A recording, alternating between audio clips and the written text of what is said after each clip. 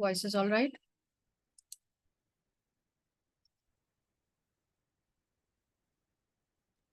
Yes, Mataji. Voice is okay. All right. Om Ajnanatimmirandasya Jnananjana Shalakaya Chakshurunmilitam Yena Tasmai Shri Gurave Namaha. Nama Om Vishnupadaya Krishna Preshtaya Bhutale Srimate Bhaktivedanta Swaminiti Namine. Namaste Saraswati Deve Gauravani Pracharine Nirvishesha Shunyavadi Paschat Deshkarine.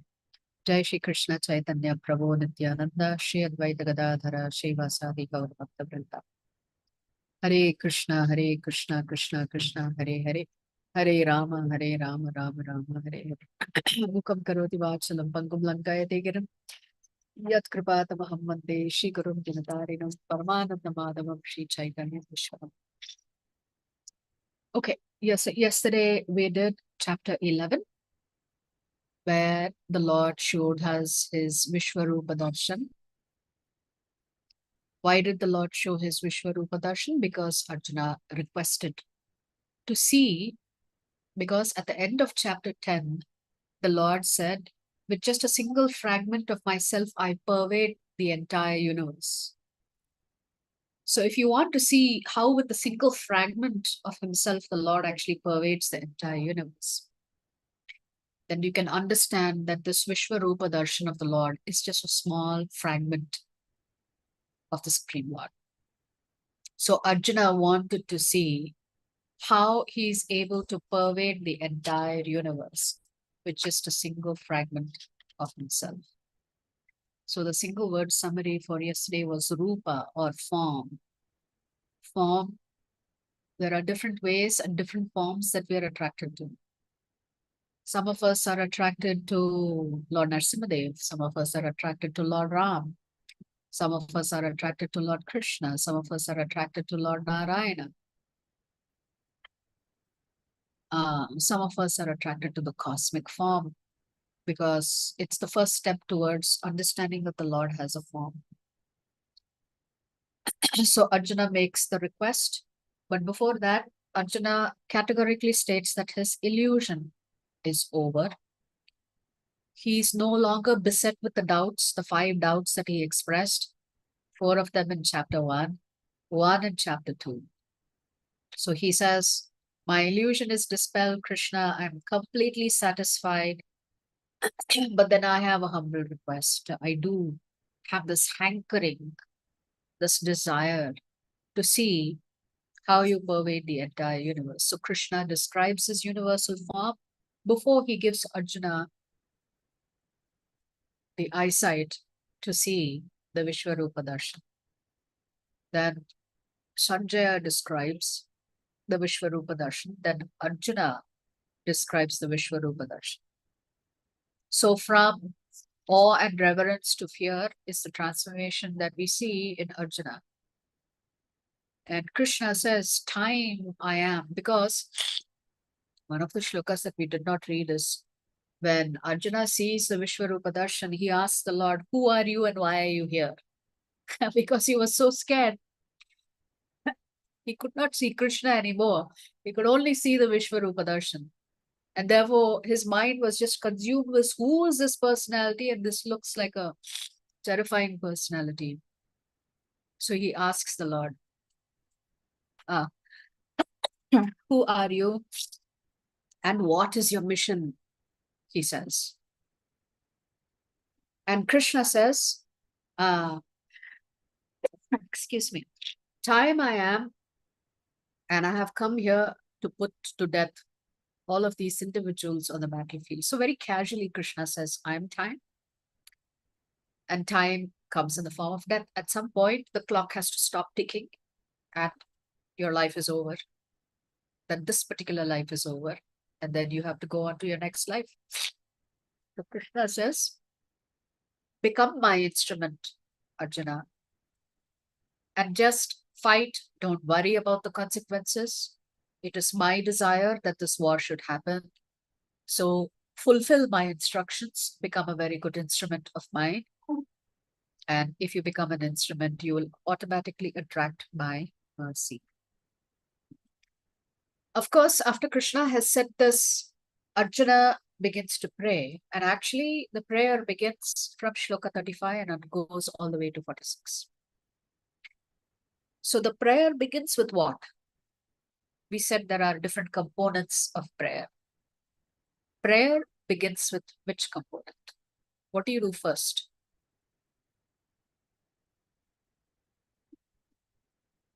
What's the first thing you do when you pray?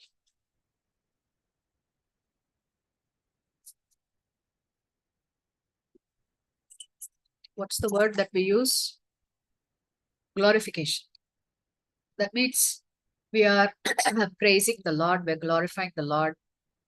We are using superlatives to describe Him, and you glorify the Lord. So after you have glorified the Lord, then what is the next step?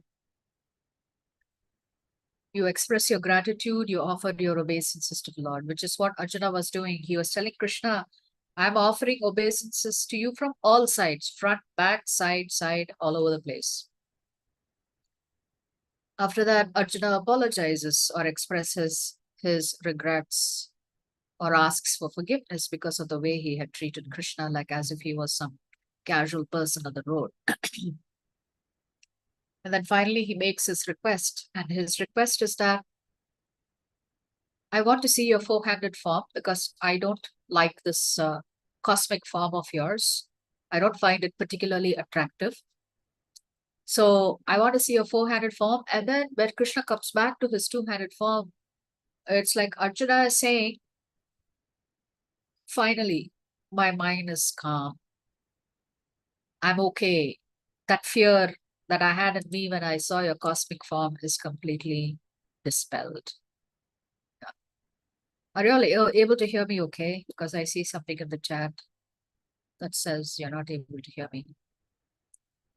Can you hear me okay? I can shift my microphone higher.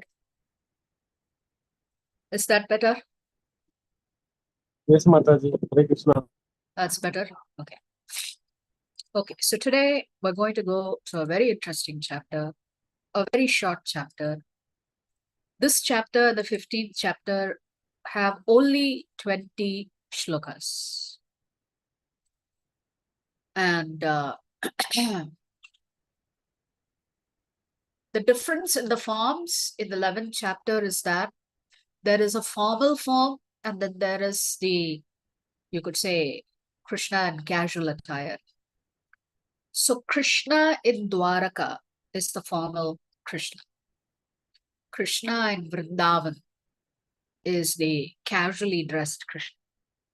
That's why in Dwaraka, Krishna is always dressed like the king. He's completely opulent. Actually, there is a wonderful pastime. Yes, go. There is a wonderful pastime where after many years, Krishna comes to visit Vrindavan. Just give me 1 second, please.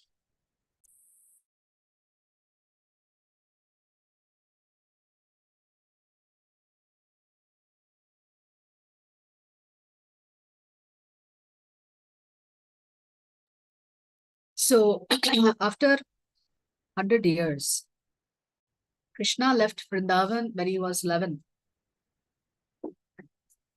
And after so many years, he comes back from Dwaraka.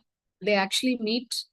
Does anybody know where Krishna meets the gopis? Krishna doesn't come back to Vrindavan. So where does he meet them?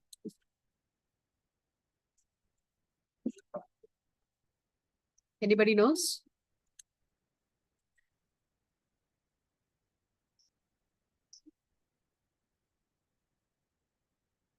Okay. So, yes, Hare Krishna. So Krishna comes to meet the gopis during an eclipse. No, it's okay. And when the gopis see Krishna, he's dressed very differently. You know, he's dressed like a king. He's completely opulent. He's surrounded by all his queens. And the gopis think this is not the Krishna that we know and remember. And they don't feel comfortable around this Krishna. Hare Krishna. Hare Krishna.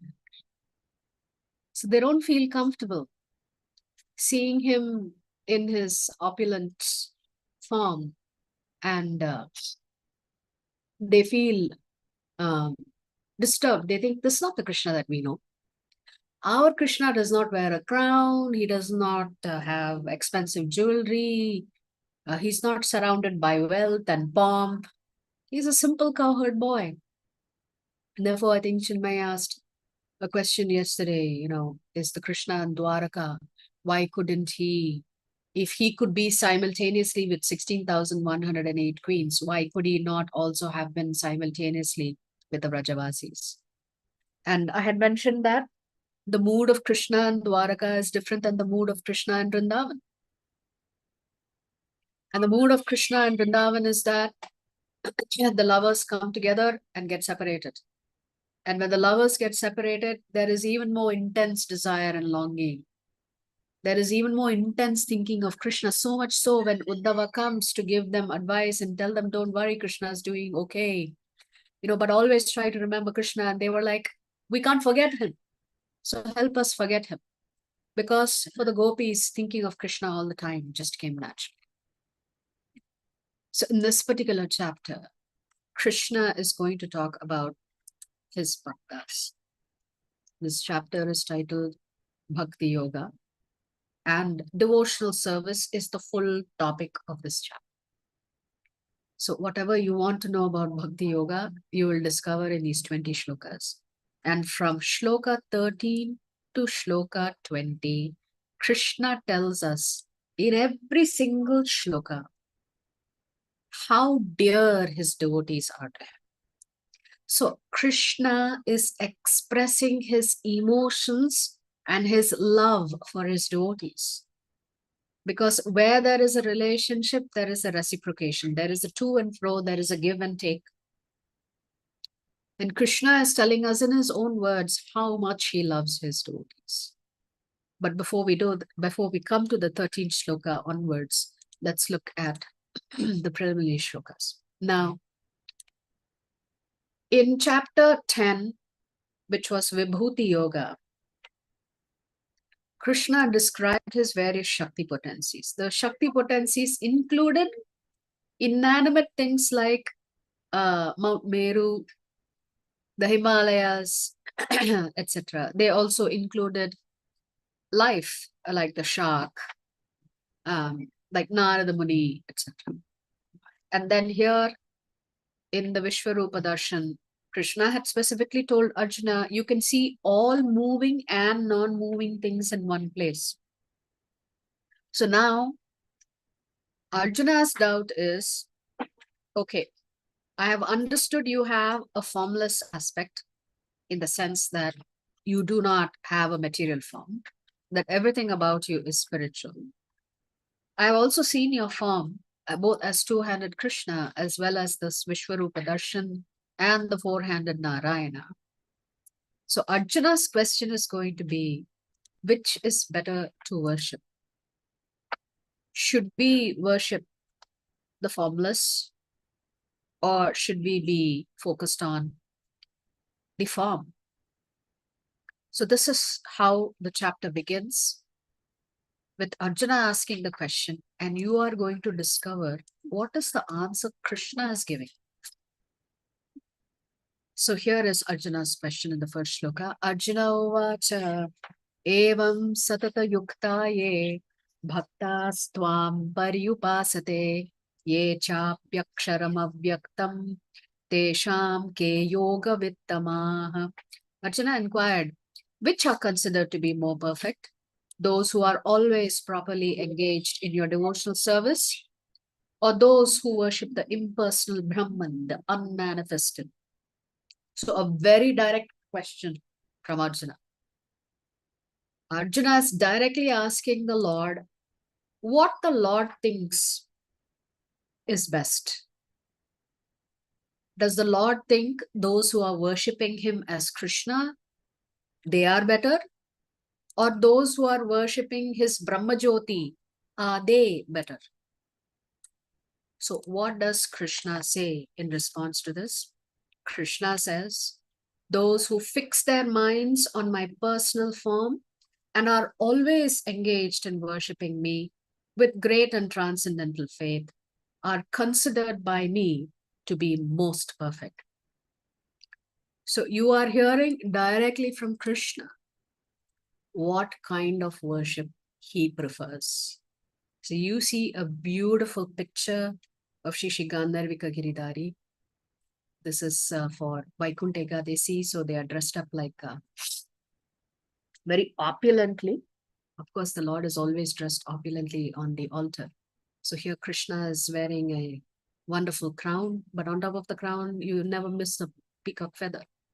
But still, this tomala, where the garland is coming in the front of Krishna and hanging now to his lotus feet. So Krishna is saying, those who fix their minds on my personal form and are always engaged in worshipping me with great and transcendental faith are considered by me to be most perfect.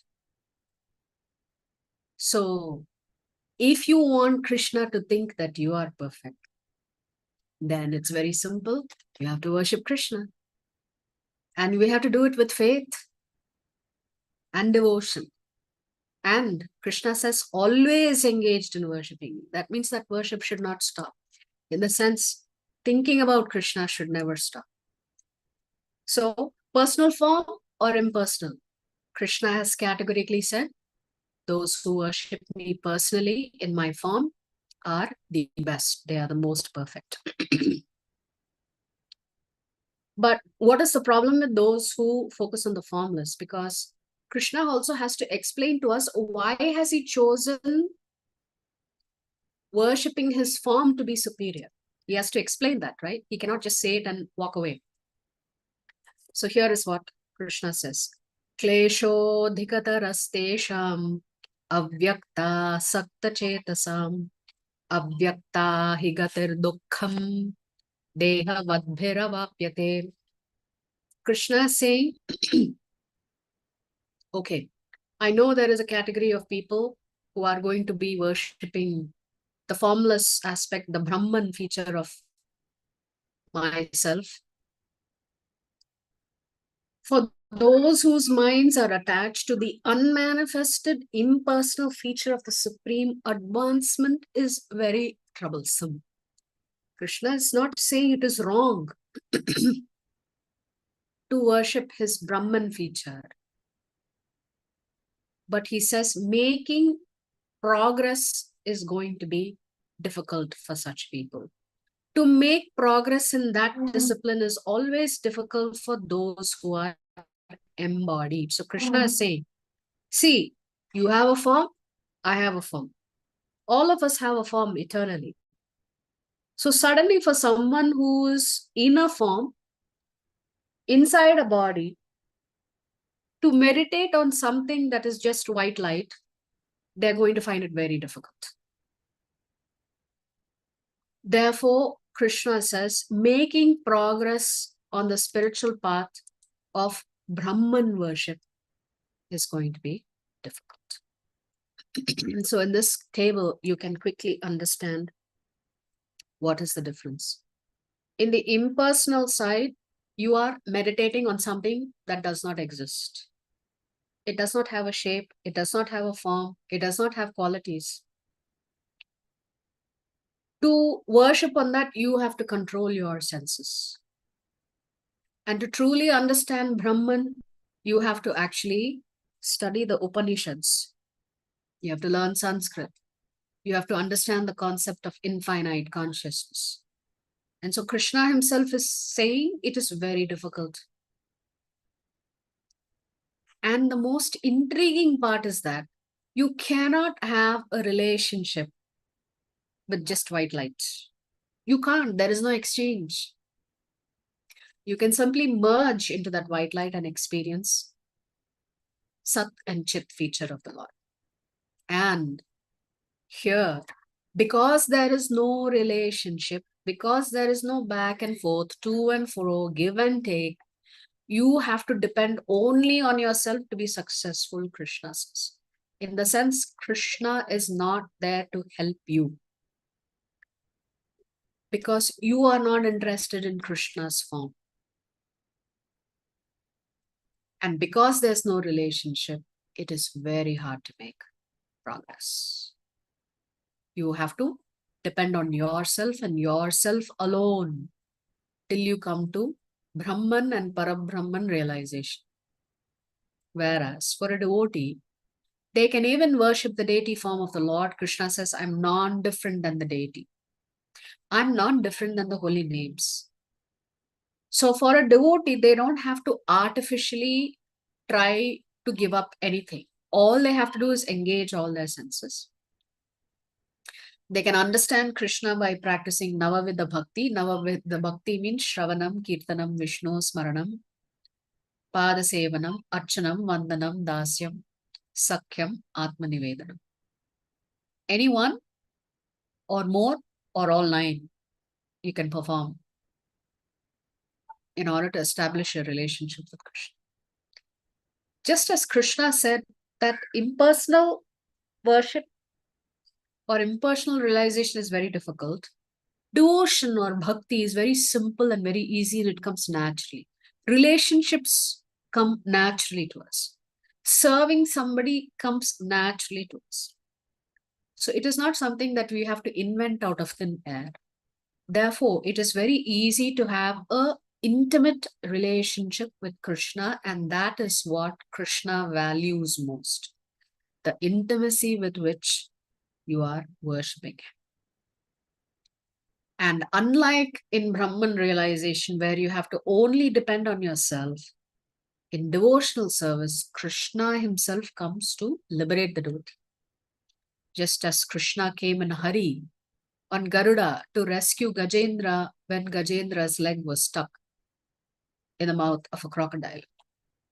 And Gajendra told Krishna, why did you come in such a hurry? I was only trying to offer you a lotus. I was not crying for you to save me. I was just remembering a shloka from my prior life as Indradyumna Maharaj. And I wanted to offer a lotus to you. But you came. So here, Krishna himself liberates his devotees. And therefore, his devotees have complete realization of Sat Chit and Ananda. Because when you have a relationship with Krishna, it leads to bliss. In Brahman and Parabrahman realization, you don't experience Ananda. That's why it is only Sat and Chit. Whereas a devotee experiences Sat, Chit, and Ananda, and therefore the realization of Bhagavan is complete. So we cannot say that the more difficult method is the better method. Sometimes we think if something is very easy, then it must be very cheap or it must not be that valuable. But that's not what Krishna is saying here. So we can't say that the complex method will yield better results than the simple method. That means most people will think Brahman realization is a complex method. That means it must be higher. But Krishna is saying bhakti is so simple and easy to practice, and that is superior. And that is also something that the Lord himself prefers. So here in the 7th shloka, Krishna is saying, Tesham aham samudharta mrityu samsara sagarat bhavami nachirat partha maya veshita chetasam. Those who worship me, having fixed their minds upon me, O son of Pritha, for them I am the swift deliverer from the ocean of birth and death. So again, Krishna is saying how he is personally involved in the devotee's life. He says, I myself come to pick them up. This Krishna doesn't promise for the Jnana yogis or the Dhyana yogis. He only promises this for his bhaktas. Because the bhaktas are hankering for Krishna. So therefore, when we engage in bhakti and service, we're actively engaged in servicing Krishna. Then Krishna himself will make sure you go back to him. You don't have to do anything beyond that. Before talking about the greatness of his devotees, so far Krishna has talked about Karma Yoga, he's talked about Nishkama Karma Yoga, he's talked about Dhyana Yoga, he's talked about Bhakti Yoga. He's also introduced Sankhya Yoga in the second chapter itself. So Krishna is going to organize these yogas in a ladder, coming from the top to the bottom. That means in this ladder, Krishna is going to tell us which is the topmost, then the next level, the next level, and the next level. So he is giving you a huge set of choices. His preference is you do only Kevala Bhakti and not contaminated with anything else. So the 8th shloka, Krishna is saying, Mayyeva mana adhatsva, mai buddhim niveshaya, nivasishyasi mayyeva, ata urdhvam na samshayah. Just fix your mind upon me, the Supreme Personality of Godhead, and engage all your intelligence in me. Thus you will live in me always, without a doubt. This is equivalent to always remember me, never forget me. So this is the highest stage you can reach, which is always thinking of Krishna, which is what Prabhupada was doing. Always absorbed in Krishna consciousness. His whole life revolved around Krishna consciousness. We talked about the rasas. I think I mentioned this briefly. In the Shanta ras, you are having a relationship with the Lord in tranquility. In the Dasya ras, you are actually serving the Lord as a servant. And a best example of this would be Hanumanji. In the Sakhya ras, you are serving the Lord as his friend. An example of this would be Arjuna. Arjuna's relationship with Krishna. In the Vatsalya Bhav, there is a role reversal. You think that Krishna is your child and he should be protected all the time. This is what Mother Yashoda was always worried. This Krishna is attracting so many demons. I don't know what is it. He's got the special feature of attracting all these demons. One by one, they're attacking him. And she would do all kinds of puja, and all of that. Circle Krishna with the cow tail, sprinkle him with urine, put tilak on 12 parts of his body with cow dung. Mother Yashoda would do all of this because she was so protective of Krishna. She did not want anything to happen to him. This is Vatsalya ras. And then the highest rasa, which includes the Shanta ras, Dasya ras, Sakhya ras, and Vatsalya ras, is Madhurya ras.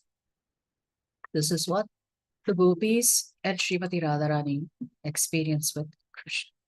But we are not there. We are not there where we can perform Kevala Bhakti.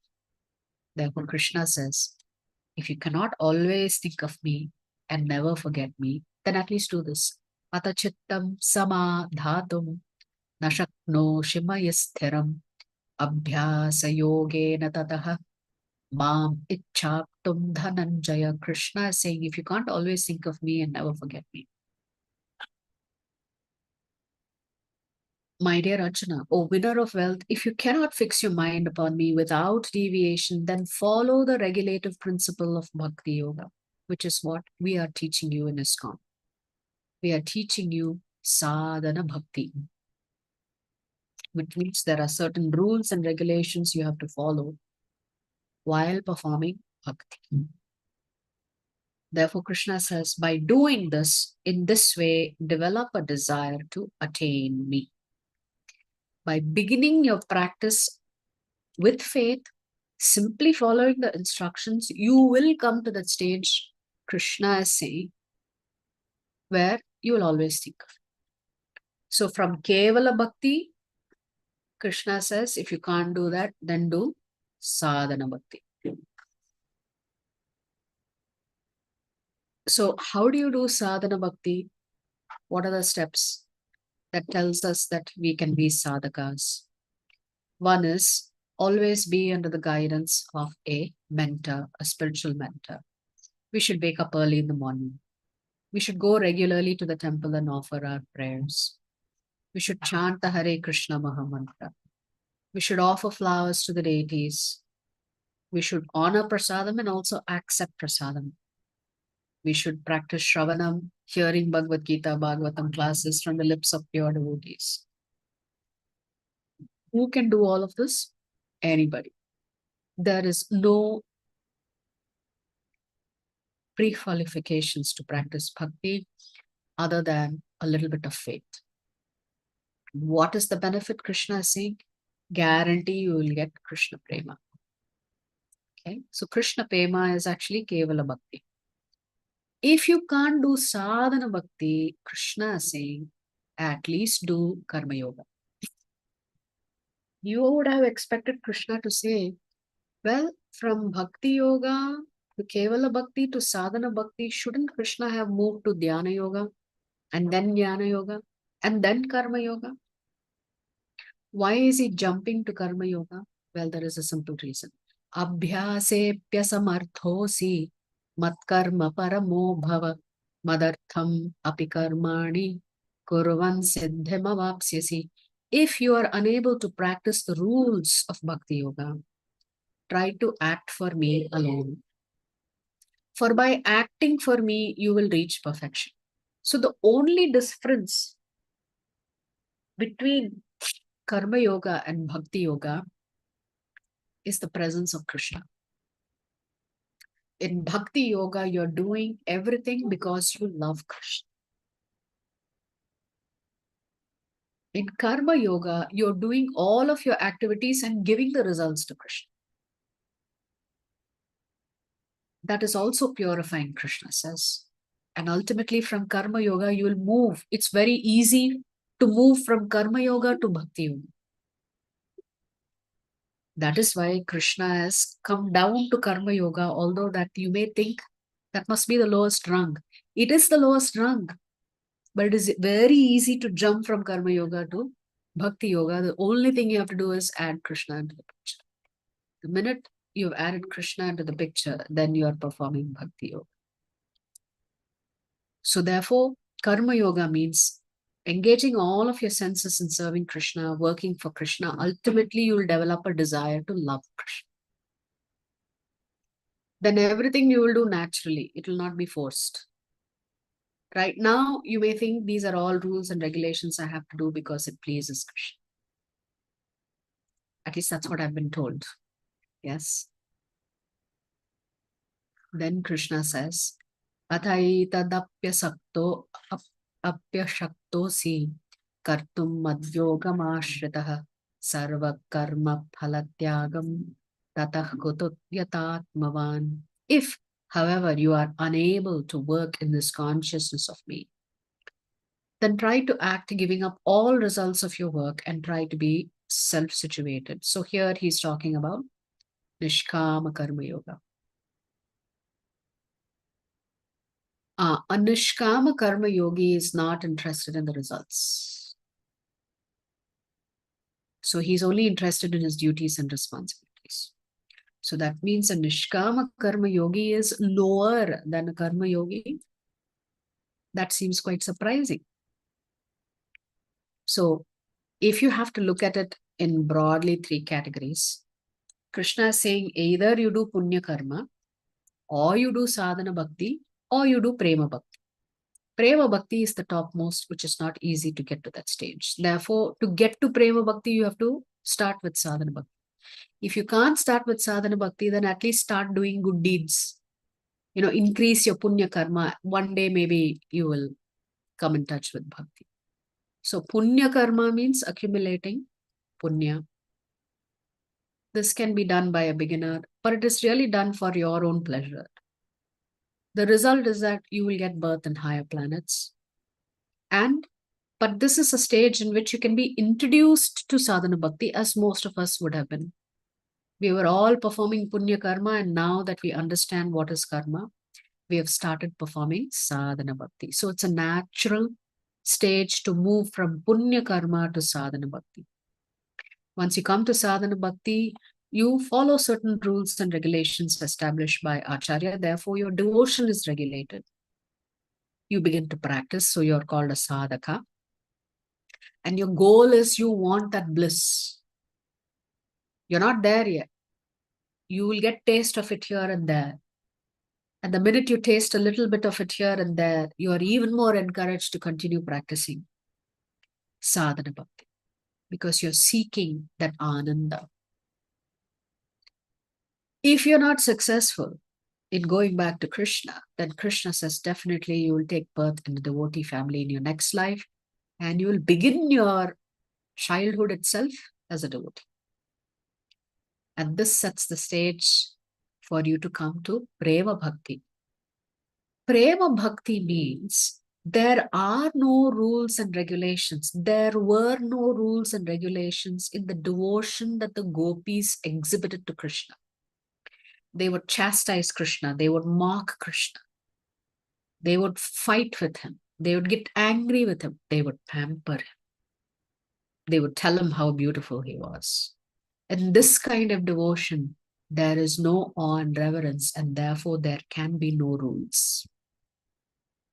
In pure love, there are no rules between lover and beloved. And this is that stage of bliss. In this stage, there is no rebirth. You are always in transcendental bliss because you're always serving Krishna. So Krishna has given a broad set of alternatives to encourage us to move forward in our devotional service. He does talk about Jnana Yoga, that shloka we've not included. Using this, we can see for ourselves where we are on that ladder. Which rung are we on? So to conclude today's session, this is Krishna telling us, expressing to us his emotions and feelings towards his devotees. Whether that devotee is in the mood of friendship or Vatsalya Bhav or Madhurya Ras or Shanta Ras or Dasya Ras, it does not matter. So Krishna says, so from 13th shloka to 20th shloka, which is the last shloka, Krishna says how dear his devotees are. One who is not envious, but is a kind friend to all living entities, who does not think himself a proprietor and is free from false ego, who is equal in both happiness and distress, who is tolerant, always satisfied, self-controlled and engaged in devotional service with determination, his mind and intelligence fixed on me, such a devotee of mine is very dear to me. Krishna is identifying the characteristics of his devotees, the qualities of his devotees that he finds very attractive. And when he finds these qualities very attractive, then Krishna says such a devotee is very dear to me. So you can read the rest of the shlokas. We've come to the last shloka. Because here Krishna uses a superlative. Ye tu dharmamritamidam yathoktam paryupasate shraddha dhana mat parama bhakta stetiva me priya. Those who follow this imperishable path of devotional service and who completely engage themselves with faith, making me the supreme goal, are very, very dear to me. So every verse, 13, 14, 15, 16, 17, 18, and 19, end with very dear to me. The last verse in the chapter ends with very, very dear to me. So in 8 shlokas, Krishna is demonstrating to us why his devotees are his favorite. Why he is so partial to his devotees. Why he is ready to overlook any of the faults of his devotees simply because they are so much in love with him and he is so much in love with them. So the 9 stages of bhakti, although only 7 are listed here, Your bhakti begins with Shraddha or faith. Once you have a little faith in Krishna, then you begin to go to the temple to worship him, to take his darshan, to offer him something. There, when you go to the temple or any other place, you come in contact with his devotees. So it leads to the next stage called Sadhu Sangha. When you're around like-minded people who also love and favor Krishna, then you develop deeper attachment to Krishna. And that's when you begin your devotional practice, because you're inspired by other devotees to take up to sadhana bhakti. And that stage is called bhajana kriya. You are ready to follow instructions. From bhajana kriya, you move to the stage that is called anartha nivritti. All of your anarthas, your bad attitude, bad habits, everything gets removed. From anartha nivritti, you reach the stage of nishta. In this stage, you are fixed up in Krishna consciousness. You are clear that your goal is Krishna. You have no other goal in life. So after the stage of nishta, you have the stage of ruchi, where you develop deep love for Krishna. You get the taste of having that relationship with Krishna. Asakti, complete detachment from everything else and complete attachment to Krishna. Followed by bhava, where you experience ecstasy. And then finally, prema, complete love for Krishna. So these are the stages that we go through when we begin our journey of being devotees of Krishna. So today's chapter was a very short chapter. The chapter title is Bhakti Yoga. And in this Bhakti Yoga, what was the single word summary? Manual. Manual. So Krishna saying, if you come and work for me, and if you choose to accept my job offer, I'm telling you who I am as the boss in chapter 7. I'm telling you the insurance policy that you'll get in chapter 8. I am telling you the password to get to me, in the sense, how can you make sure you are my favorite? I am telling you that once you know what a good boss I am, and you react and respond to me and have a relationship with me in that way, then how I reciprocate that you are actually my opulence. I'm telling you that I come in different moods. In my Vishwarupa Darshan, which is actually not a real form, in the Narayana form and the Shyamasundara form.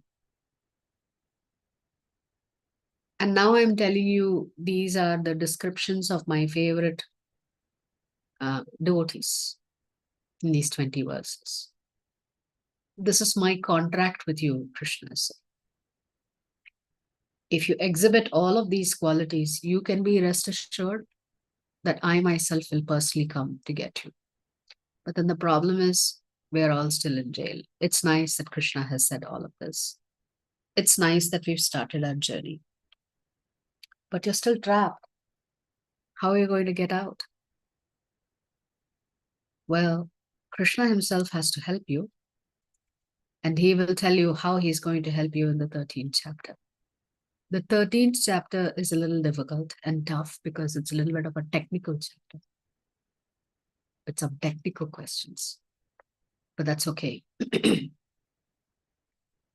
We can go through the 13th chapter tomorrow. Join us to discover our journey back home, back to Godhead. Thank you very much. Are there any questions on today's chapter on Bhakti Yoga?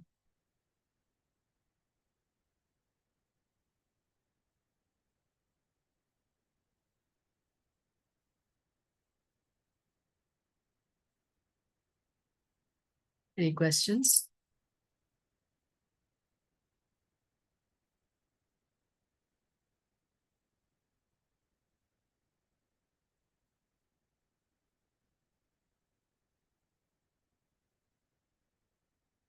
Thank you very much. If there is no questions, we will see you tomorrow evening. Yes, ma'am. Yeah.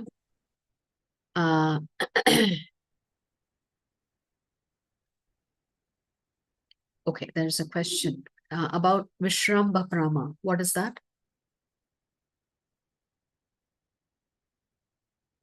Where are you getting this from, Nagesh Prabhu?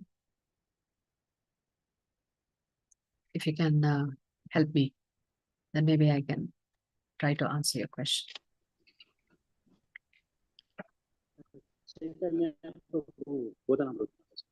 It is mentioned in? Sorry, Mataji? What is this Vishramba Prama? Where is that mentioned? 69th page, Mataji. Huh? 69th page. 16 Shloka? 69th page. Vishramba Prema. Okay, Vishramba Prema. Yes, Mataji. This comes in the Bhagavad Gita, or are you reading some other book? Chaitanya Mahaprabhu Bodhanamrita, Mataji. Oh. Yeah, that book, actually, that's why I'm asking. Vipralamba Prema, you mean? Vishramba. Vipralamba means in love and separation. Vipra, that what Chaitanya Mahaprabhu was experiencing for Lord Jagannath, and the Lord was that, I'm missing you so much. So that is called Vipralamba Seva, serving the Lord in deep separation. I'm sure some of you would have felt this sometimes. When you visit the temple, you feel that the Lord is so far away from you. You may sometimes feel like, why did I leave him and come here? When am I going to go back? So in that mood of separation, you're still serving the Lord. That is called Vipralambha Prema. Love in separation, which is considered to be the highest form of love, as exhibited by the gopis. That answers the question why Krishna was not there in Vrindavan with them. Although he was there, they were experiencing the Lord's absence. So that Vipralambha Bhav, serving the Lord in the mood of separation, is considered to be the highest form of love. Okay, thank you, Mataji. Okay. All right. I think we're good.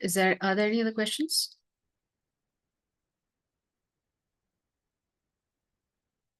Okay. So we'll see you tomorrow. Thank you very much for joining us. Vancha kalpatarupyascha kripasindubhyevacha patitanam pavanebhyo vaishnavebhyo namo namaha. Anantakoti Vaishnava Vrinda ki jai. Jagadguru Srila Prabhupada ki jai.